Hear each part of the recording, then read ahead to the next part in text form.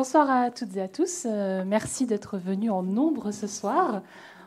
Merci au Furet du Nord pour l'organisation de cette soirée.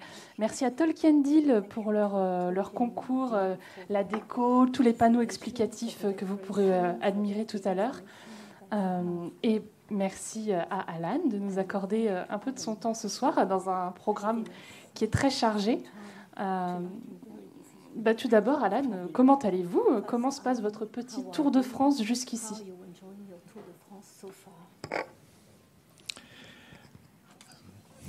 Bonsoir. It's a pleasure being here, and it's my first time in this city. It's very beautiful. I'm sure it's even more beautiful when the weather is nice. It's a great pleasure to see a lovely crowd of people here tonight, and we're going to have some questions and answers, hopefully. I hope you have a wonderful evening.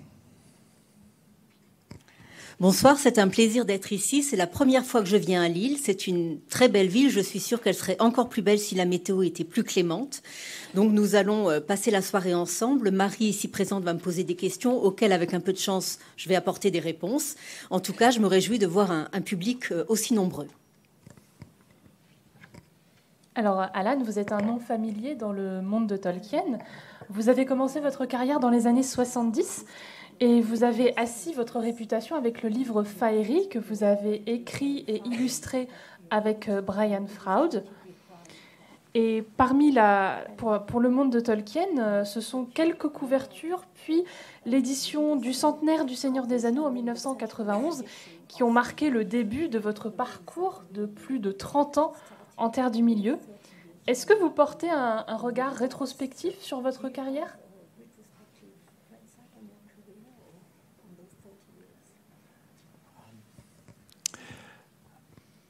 Yes, it's been quite a long career. I started working as an illustrator in 1970 after leaving art college. And at that time, my ambition was just to make a living as an illustrator, and I was happy to do any kind of work, and I did advertising and book covers, and but I pretty soon found a kind of a line of work that suited me and that kind of led in a particular direction, and that was doing historical romance novels and Victorian classics and anything historical, lots of ghost stories and horror stories, anthologies. But my ambition was really to work on larger projects in the form of children's books, and a passion for Tolkien that I discovered when I was about 17 helped to kind of lead me in this particular direction. And that was really, it was a book called Fairies that I did together with Brian Froud, who later became famous for his designs for the Dark Crystal films and Labyrinth. And that really gave me a bit of time to kind of really concentrate on the type of work that I wanted to do, which was in the area of myth and romance and fantasy. And that led eventually, of course, to Tolkien.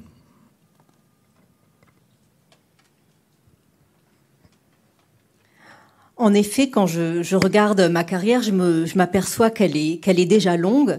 J'ai commencé à travailler en 1970, tout de suite après être sortie des Beaux-Arts.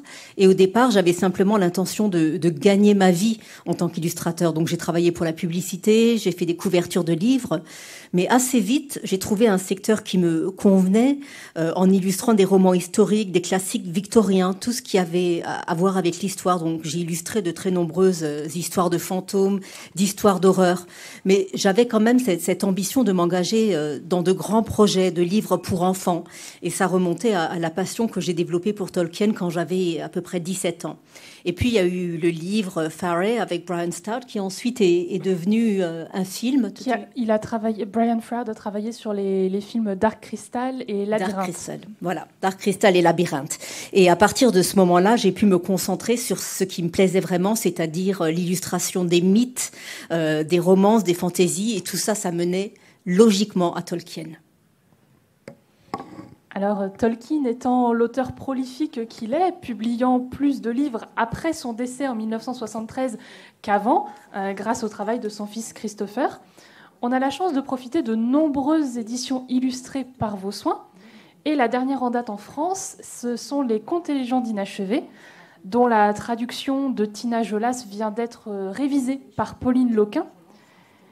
Et vous avez donc raconté déjà votre découverte du Seigneur des Anneaux, mais qu'est-ce qu'il en est des Contes et légendes inachevés? Quand est-ce que vous l'avez lu pour la première fois et quelles ont été vos premières impressions?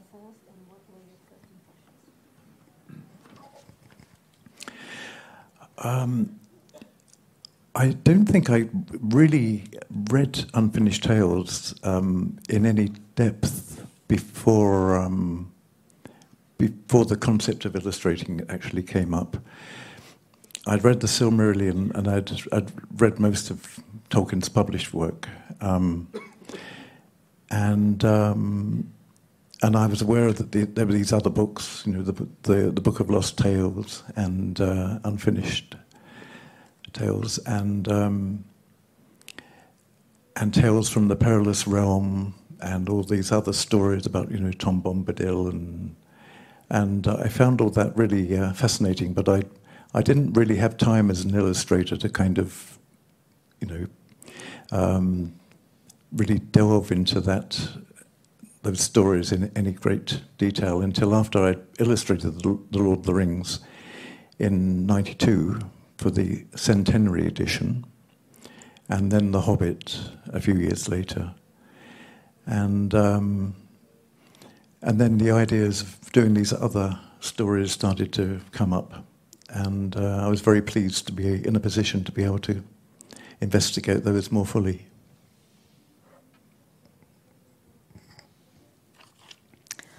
Alors, je n'avais pas vraiment lu avec beaucoup d'attention les contes et légendes inachevés avant que l'idée n'émerge que je l'illustre. Alors j'avais lu le Silmarillion et les autres ouvrages publiés et d'autres contes et Tom Bombay, d'autres ouvrages que je trouvais fascinants, mais je n'avais pas vraiment eu le temps de m'y plonger jusqu'à 1992, après avoir illustré l'édition centenaire de Seigneur des Anneaux et du Hobbit. Et à ce moment-là, l'idée est apparue d'illustrer les contes et légendes inachevés, et j'ai eu le temps de m'y plonger, ce qui m'a rendu très heureux. Alors, depuis 1991 et Le Seigneur des Anneaux, vous avez illustré de nombreux textes de Tolkien, mais toujours dans le même format, à savoir des illustrations verticales. C'est le format qu'on appelle le format portrait. Donc, comme vous le savez très bien, et comme son nom l'indique, c'est un format qui se prête plus au portrait, alors que le format paysage horizontal est plus approprié au paysage. Et malgré votre goût pour les panoramas de la Terre du Milieu, vos illustrations sont toujours contraintes, en quelque sorte, par le format vertical du livre. Comment est-ce que vous jouez avec cette contrainte ?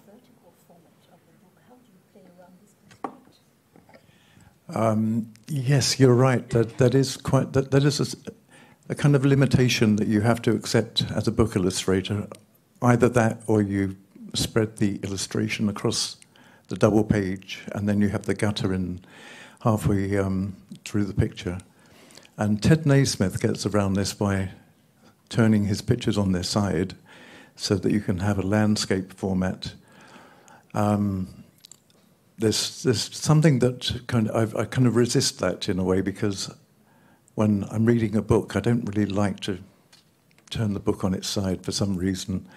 I like the feeling of reading and looking at the pictures to be almost a kind of a harmonious continuum in a way. So I like the text that I'm illustrating to relate directly to the picture on that same page or the opposite page, and just enhance the reader's enjoyment of the story. And so I do like to work in a landscape format, but I think I've saved that for working in film and other mediums. Oui, vous avez raison, c'est là l'une des contraintes avec lesquelles il faut bien faire, ou alors on illustre sur 2 pages, mais à ce moment-là, on accepte qu'il y a une césure au milieu de l'illustration. Alors certains illustrateurs contournent cette difficulté en tournant le livre, en utilisant malgré tout le format paysage. C'est quelque chose que je n'aime pas faire parce que je n'ai pas envie, quand je lis, d'avoir à retourner le livre pour apprécier l'illustration. Je trouve qu'il faut lire et regarder dans la continuité, et j'essaye par conséquent de privilégier un lien direct entre le texte et l'illustration qui s'y rapporte. Il me semble que ça décuple le plaisir de lecture. Alors j'aime le format paysage, mais je tends à le réserver pour d'autres travaux, par exemple le travail sur le film, sur la filmographie. Vous avez partagé les illustrations des Contes et légendes inachevés avec John Howe et Ted Nasmith, d'autres artistes de renom. Alors, ils n'ont pas caché qu'il y avait eu une légère compétition entre eux, parce qu'ils voulaient tous les deux illustrer les mages bleus, qui ont finalement été attribués à Ted Nasmith. Est-ce qu'il y a une scène des Contes et légendes inachevés que vous auriez aimé illustrer, mais qui a été confiée à l'un de vos collègues ? I didn't know about the blue wizards being fought over by John and Ted. That's interesting. No, the way that we didn't actually have a discussion between us about who was going to do what, except through the editor, Chris Smith. And I knew that there were certain pictures that John would really excel at and would really want to do. And Ted had, at an early stage, he'd earmarked a few pictures that he wanted to do. And I think it kind of all fell into place quite well, actually. I mean, I don't think we really kind of had any squabbles about who was going to do the. I was happy to do the pictures that I did, and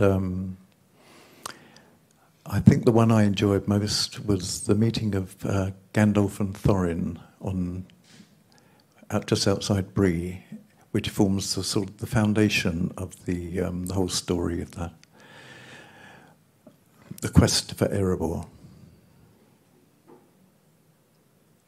You have to give me none of that again. Gandalf off, because I'm Gandalf and Thorin. La rencontre. Alors c'est intéressant ce que vous me dites. J'étais pas forcément au courant de cette petite dispute entre John et Ted pour les mages bleus. On n'avait pas vraiment parlé entre nous du partage, sauf par l'intermédiaire de Chris Smith, l'éditeur. Moi, je savais, j'avais déjà à l'esprit le type d'illustration dans lesquelles John allait exceller, et Ted avait une liste assez précise de ce qu'il voulait faire. Finalement, ça s'est bien organisé entre nous, sans vraie dispute. En tout cas, moi, j'ai été heureux de faire ce que j'ai fait, et mon illustration préférée, c'est celle de la rencontre entre Gandalf et Thorin au début de la quête. Est-ce que vous pouvez nous expliquer un peu comment une illustration naît, nous parler un peu de votre technique?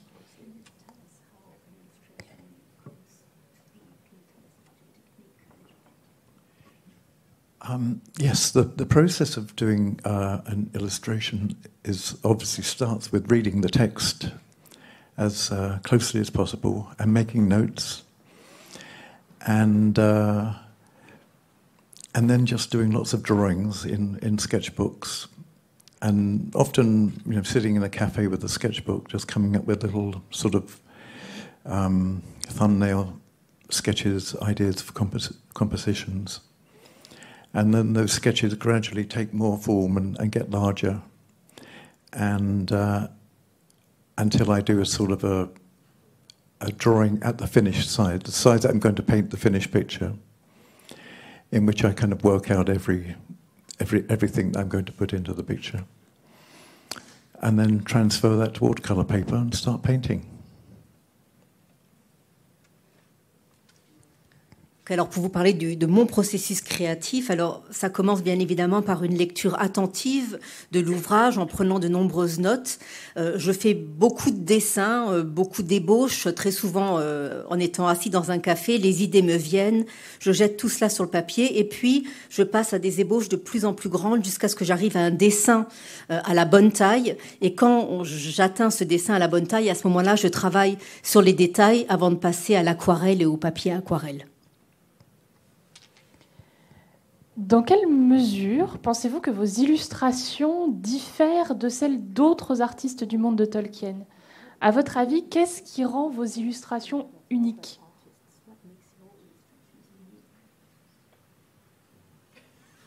Sorry. I'm not sure if they're as much unique as that I'm lucky, really. I've just been blessed with being in the right place at the right time, and so I think what I do have is a sense of a sense that the text is the most important thing. And that I'm not going to use the text as an excuse to, create some wonderful, fantastic showpiece. I'm trying to kind of serve the text as much as possible. And in order to do that, I try to avoid painting the most kind of dramatic and important parts of the story.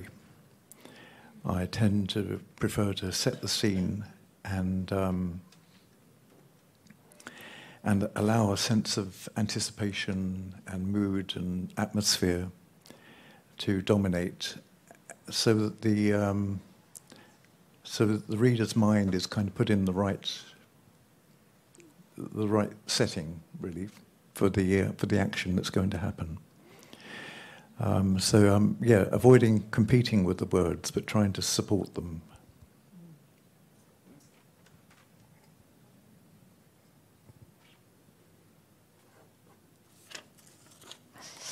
Alors, ce que je pense sincèrement, c'est que c'est le texte qui est le plus important. Et donc, je n'utilise pas le texte comme étant l'excuse de créer un dessin fantastique.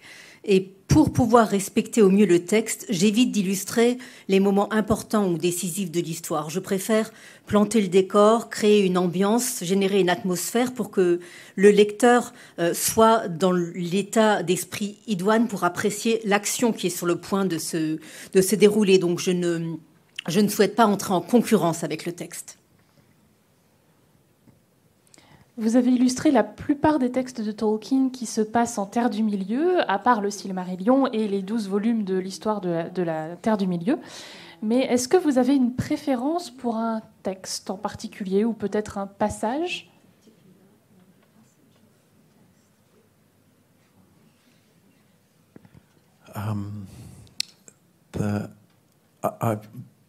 I think that I really enjoyed the process of illustrating the Lord of the Rings. As much as I love, the whole of Tolkien's world, and am intrigued by finding out more about the background behind the characters and the history and the culture, and I love it, exploring that through pictures. But I find that the Lord of the Rings is just a masterpiece. It's a literary, unique and brilliant literary feat of imagination. So I just felt very, very kind of honoured and pleased to be able to kind of be associated with that.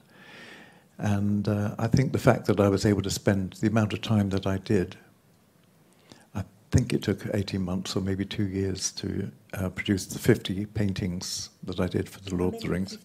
50. Yeah. That just meant there was a tremendous immersion in that story over that period, and that was a wonderful privilege. Alors, je crois que ce que j'ai préféré finalement, c'est d'illustrer Le Seigneur des Anneaux. J'aime le monde de Tolkien dans son ensemble. J'ai beaucoup recherché ce qui avait fondé les différents personnages. J'ai exploré différents détails, mais vraiment Le Seigneur des Anneaux, c'est pour moi un chef-d'œuvre. C'est une œuvre tout à fait unique, le triomphe de l'imagination, et je perçois par conséquent le grand honneur qui m'a été fait de pouvoir l'illustrer. J'y ai passé beaucoup de temps, 18 mois, peut-être 2 ans, à préparer ces 50 illustrations, et c'est une période qui a été riche de nombreuses émotions pour moi. Donc je garde surtout ça présent à l'esprit. Dans quelques jours, vous publiez avec Brian Sibley, un spécialiste de Tolkien, un ouvrage qui s'intitule « La chute de Númenor », « The Fall of Númenor », et qui rassemble la plupart des textes de Tolkien sur le Deuxième Âge, qui étaient répartis jusque-là dans de nombreux livres différents. Alors, la couverture donne à voir le titre même du livre, évidemment, mais l'illustration est très frappante, parce que le point de vue, la touche et la palette de couleurs semblent assez différentes de vos illustrations habituelles. Est-ce que vous pouvez nous raconter comment vous avez élaboré cette couverture ?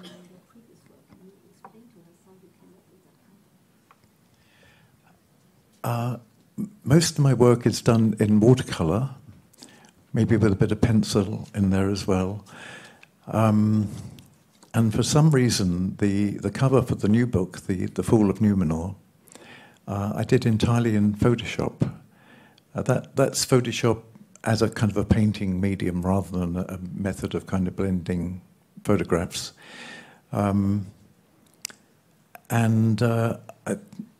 Actually, the process was kind of interesting. I bought an iPad a little while ago, and I really enjoyed working in a program called Procreate on my iPad, and you can do very, very quick color sketches. And I just did this sketch that took me about 2 or 3 minutes, and it just seemed to have an interesting quality to it. So I mailed it to myself and put it into Photoshop, and then kind of transformed it and worked it up. And I think I spent about 3 weeks or so doing this very, very highly detailed Photoshop study that turned into a huge Photoshop file. And it's very different from the usual, the usual look that I try to get with watercolor. But it was just such a dramatic scene, and kind of an unusual perspective that, it just seemed to work. It does. Alors d'habitude, je travaille à l'aquarelle et parfois un coup de crayon. Mais pour ce nouveau livre, en fait, j'ai utilisé Photoshop. Pas pour retoucher des images, mais vraiment comme un médium créatif. J'avais acheté quelque temps auparavant un iPad et j'ai beaucoup aimé me servir du programme Procreate. Et je me suis rendu compte que je pouvais faire une ébauche en couleur très rapidement, en 2-3 minutes, et que le résultat était intéressant. Donc ce que j'ai fait, c'est que je me suis envoyé tous ces ébauches et je les ai passées par Photoshop. Et j'ai passé 3 semaines à faire ce travail très minutieux de détail avec Photoshop. Je me suis retrouvée avec un énorme fichier et un aspect visuel finalement très différent de ce que donne l'aquarelle, mais que j'ai trouvé frappant et inhabituel, et j'ai trouvé que ça marchait, que ça fonctionnait. Alors j'ai encore 2 questions pour vous avant qu'on passe aux questions de la salle. Pour poursuivre sur vos travaux récents, un petit oiseau m'a dit que vous aviez passé quelque temps avec votre collègue John Howe à travailler sur un film d'animation, War of the Rohirrim, la guerre des Rohirrim, qui est censé sortir l'an prochain. Est-ce que vous avez le droit d'en parler un tout petit peu, ou est-ce que c'est encore top secret ?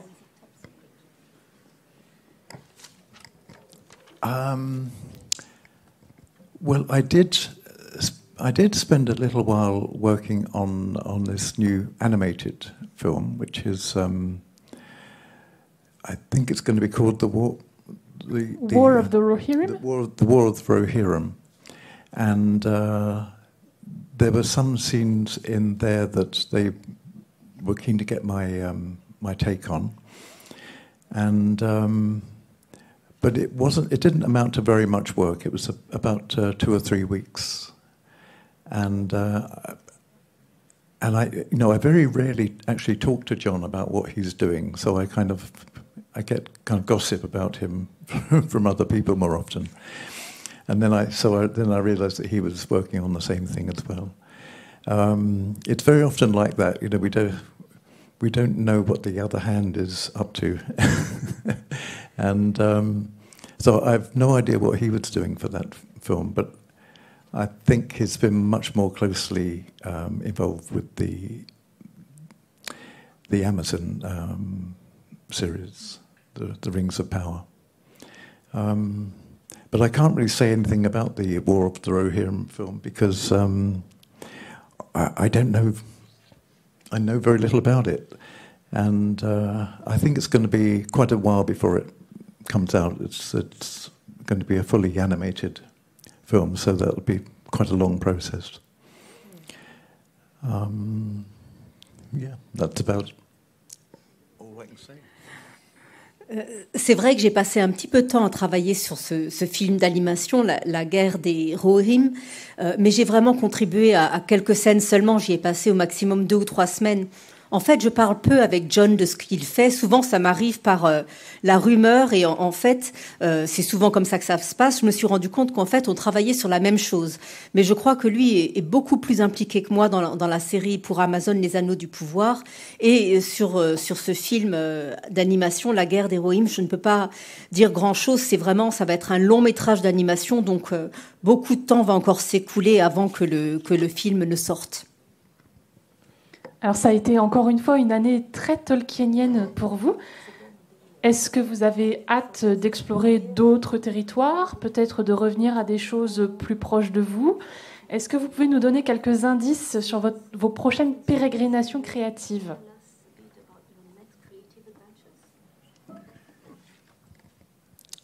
Well, my love is, apart from Tolkien himself, my real passion is for myth and folklore, and in particular the mythology of the British Isles and Scandinavia. And I want to explore that more in a more thorough way. So I plan to do a book on myth and folklore with a kind of emphasis on the Celtic and the Scandinavian material that would have been very, very familiar to Tolkien and that eventually found its way into much of his work. So it's still kind of dealing with the same material. A little while ago I did a book of Anglo-Saxon poems, which was done as a limited edition by the Folio Society. And that almost felt like I was still illustrating Tolkien in a way because reading that language and those kind of powerful verses just evoked Tolkien's world and the stories that he loved. And so yeah, I'm still in the same kind of milieu, and but I'm not sure if there will be another Tolkien book. Then that's always possible.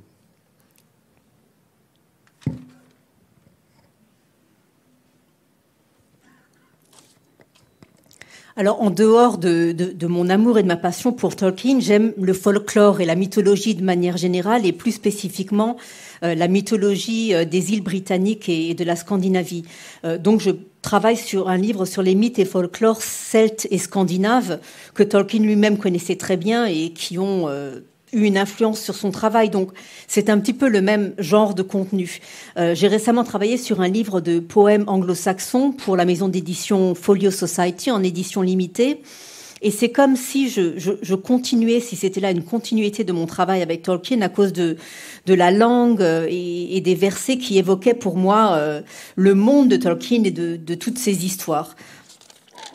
Donc finalement, je suis toujours dans le même environnement et peut-être y aura-t-il un jour une nouvelle illustration d'un livre de Tolkien, je n'en sais rien à l'heure actuelle. Eh bien, en tout cas, merci Alan d'avoir répondu déjà à toutes ces questions. On va ouvrir les questions à la salle, donc je vais faire passer, le micro va passer. Si vous avez des questions en particulier, n'hésitez pas. Question, madame? Merci. Bonjour et merci d'être venu.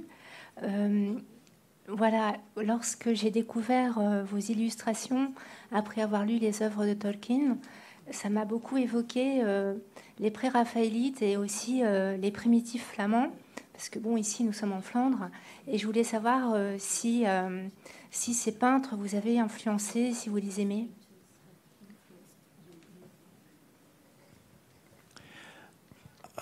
Yes, you've mentioned two of my largest influences, really.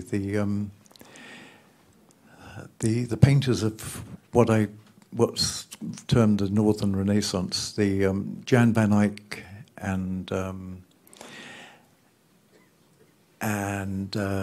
that whole kind of genre of painting was tremendously influential.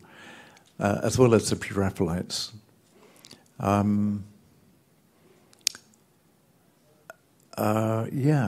just love that almost kind of magical sense of attention to detail that takes kind of ordinary objects and just kind of transforms them into something almost mystical.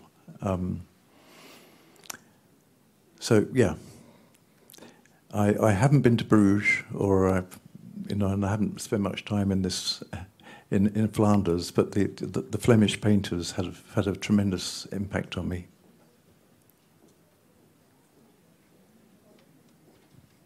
Oui, vous venez de citer deux de mes grandes influences. Tout ce mouvement de renaissance au nord de l'Europe, l'école de Jan van Eyck et les autres m'ont beaucoup influencé, ainsi que les pré-raphaélites.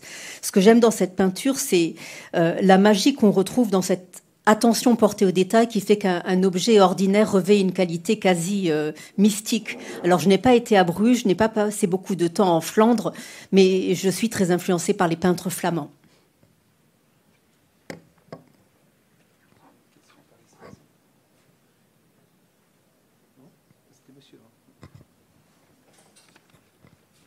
Bonsoir. Vous avez, il me semble, du coup, obtenu un Oscar pour le film du Seigneur des Anneaux.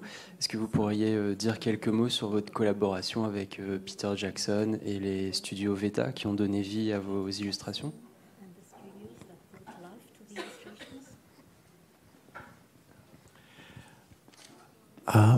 Thank you for that question.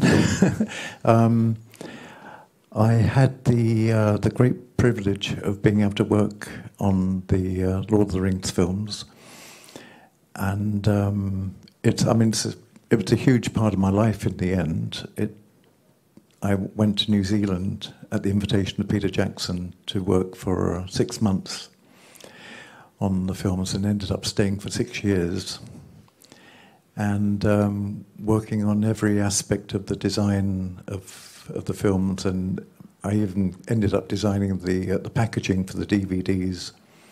So it was a thorough immersion in the world of film, and tremendously hard work, but really very, very satisfying. It's probably the hardest and longest period of sustained hard work that I've ever been involved with, but a great pleasure as well. Oui, merci de poser cette question. C'est vrai que j'ai eu l'honneur de travailler sur les films Wolverine et ça a pris beaucoup de temps dans ma vie. J'ai d'abord été en Nouvelle-Zélande sur l'invitation de Peter Jackson pour 6 mois et j'ai finalement passé 6 ans. Et j'ai travaillé sur tous les aspects des films, y compris sur la conception de l'emballage des DVD. ça a représenté beaucoup de travail, mais en même temps un travail très satisfaisant. Et je pense que ça a été la période la plus longue de ma vie pendant laquelle j'ai travaillé de manière aussi continue. Bonsoir. Justement, ça rejoint la précédente question. Est-ce que, justement, par la suite, vos illustrations, vous avez changé votre perception du monde de Tolkien suite aux adaptations auxquelles vous avez participé?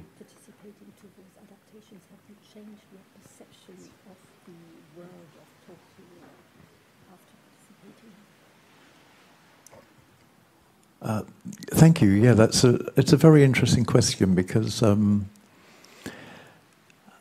I generally take the attitude that a filmed version of a work is its own thing, and that you can experience the film and then go back to the books and not really be affected by it, to read the books in the same kind of innocent way that you would have read it without having seen the film. But I can't really say that that's completely true of The Lord of the Rings. And I think it was, for me, one of the examples of that is that, I had a particular conception of Gandalf before working on the films. And then seeing Ian McKellen bring Gandalf to life in that magnificent way that he did, really kind of enhanced my understanding of the character, and has kind of replaced the picture that I previously had of Gandalf. So even when I'm reading the books now and I'm reading Gandalf's dialogue, I'm hearing Ian McKellen's voice because it was just so perfect. So it had to change the way I think of the books, but mainly for the better.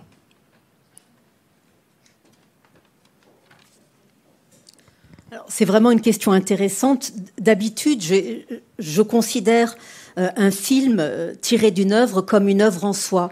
Et je trouve que de lire le livre après avoir vu le film, c'est quelque chose qu'on peut aborder avec la même innocence que si on n'avait pas vu le film. Mais finalement, ça, c'est pas vrai du Seigneur des Anneaux. Et je vais vous donner un exemple. J'avais une image très précise d'à quoi Gandalf ressemblait, jusqu'à ce que je le vois incarné à l'écran par Ian McKellen. Et cette incarnation a renforcé la compréhension que j'avais du personnage et finalement remplacé l'image que je m'étais faite de Gandalf. Donc ensuite, quand je lisais le livre, j'entendais la voix de Ian dans ma tête parce que c'était juste parfait. Et donc, ça a effectivement changé quelque chose dans ma perception, mais pour le meilleur.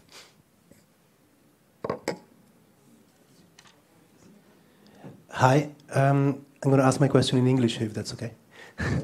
It's easier for the public to ask it in French. Ah, bon, d'accord. Ben, ma question est une suite à celle-ci, plus ou moins, parce que vous venez de dire, et je crois que vous avez aussi écrit auparavant, que vous avez évité d'illustrer les épisodes principaux ou même les caractères principaux du Seigneur des Anneaux pour ne pas interférer avec le texte, et donc de retenir, plutôt de mettre un regard sur le paysage ou des détails un peu secondaires. Mais après votre expérience avec les films, cela ne tient plus vraiment parce que vous avez dû influencer tout ce qui est dans les films, y compris les scènes principales, les personnages principaux, les coutumes, tout ça.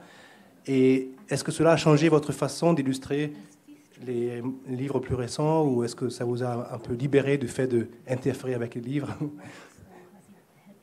Est-ce que ça a changé votre façon de travailler dans l'univers de Tolkien ou pas?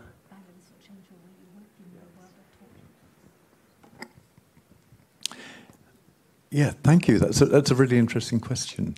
I think as an illustrator, I tend to be quite evasive in a way, to try to, I don't want to over-illustrate or over-design anything. I like to kind of build the scene in the reader's and the viewer's imagination. And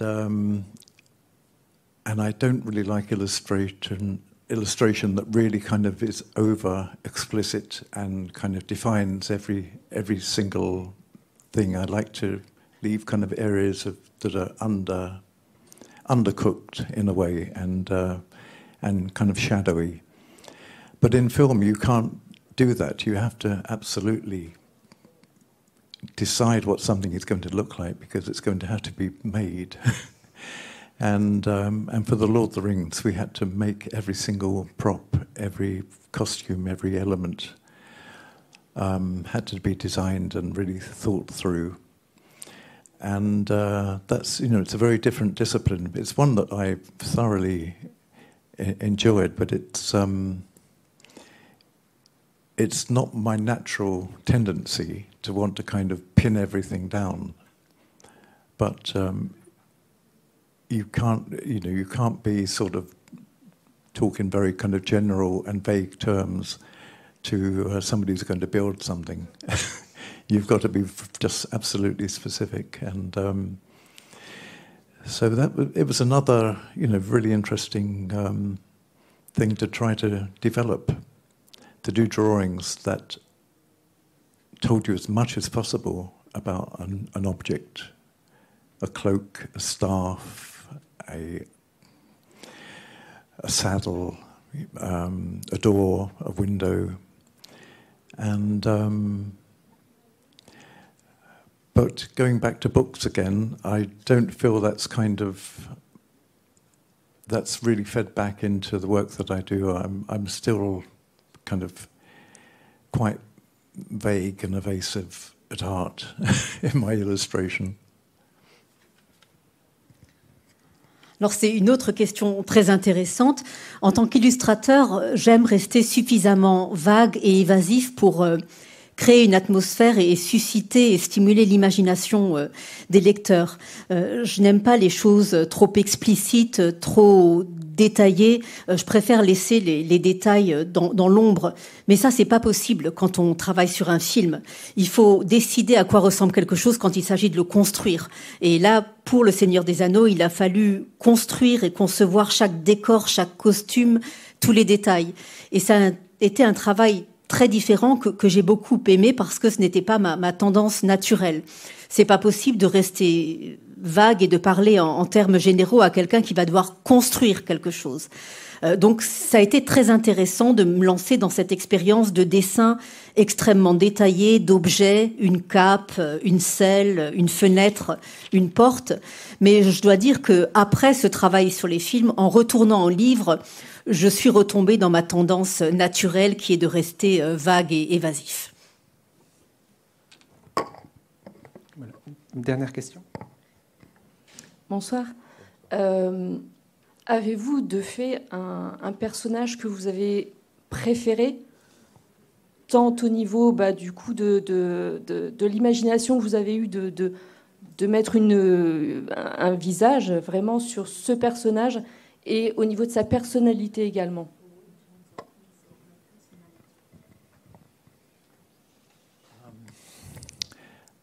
Yes, I'm often asked this question if I have a favourite character, and I think one of the amazing things about the Lord of the Rings is that as readers we kind of enter that world at the same level as the hobbits. We have access to what they're thinking and feeling. So we're kind of journeying into Middle-earth with that same kind of sense of wonder, that same sense of a huge, unexplored and new world that they're encountering.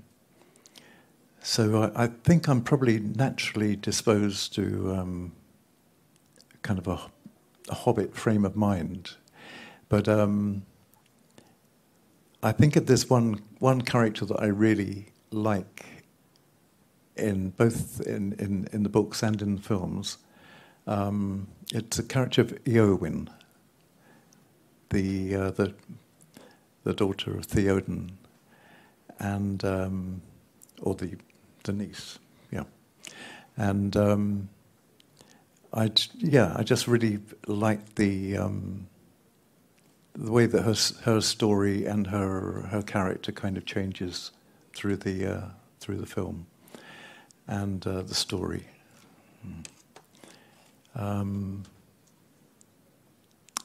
Yeah, I think Eowyn. Eowyn, yeah. Alors, on me pose souvent la question sur mon personnage préféré. Je crois que le plus étonnant dans Le Seigneur des Anneaux, c'est que nous, lecteurs, nous pénétrons dans ce monde comme le font les hobbits, finalement. C'est ce qu'il en ressort, c'est qu'ils arrivent dans cette terre du milieu et ressentent une sidération face à ce monde immense et inexploré. Donc je dirais que, de manière générale, j'ai l'état d'esprit d'un hobbit.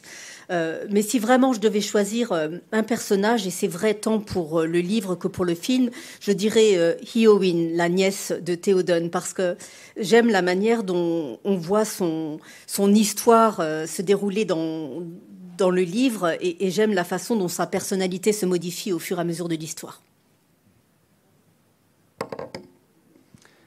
Eh bien, on va passer à la séance de signature, mais avant ça, je tenais à remercier 3 personnes. Tout d'abord, Marie Bretagnol, qui est doctorante en littérature comparée à l'Université de Paris-Créteil-Est et qui travaille sur Tolkien depuis de nombreuses années. Elle fait également partie de l'association Tolkien de Lille, l'association qui nous a aidés aujourd'hui à décorer cet endroit. Et vous avez de la documentation à votre disposition sur l'association Tolkien de Lille. Je tenais aussi à remercier Rachel Brevière pour son interprétariat qui est toujours remarquable. Et puis aussi Johanny Soulier des éditions Christian Bourgois. Sachez que les éditions Christian Bourgois nous ont fait confiance aujourd'hui pour accueillir cet événement, parce qu'il y a très peu d'endroits où Alan Lee va venir en France cette année. Voilà. Donc vous pouvez les applaudir tous et toutes.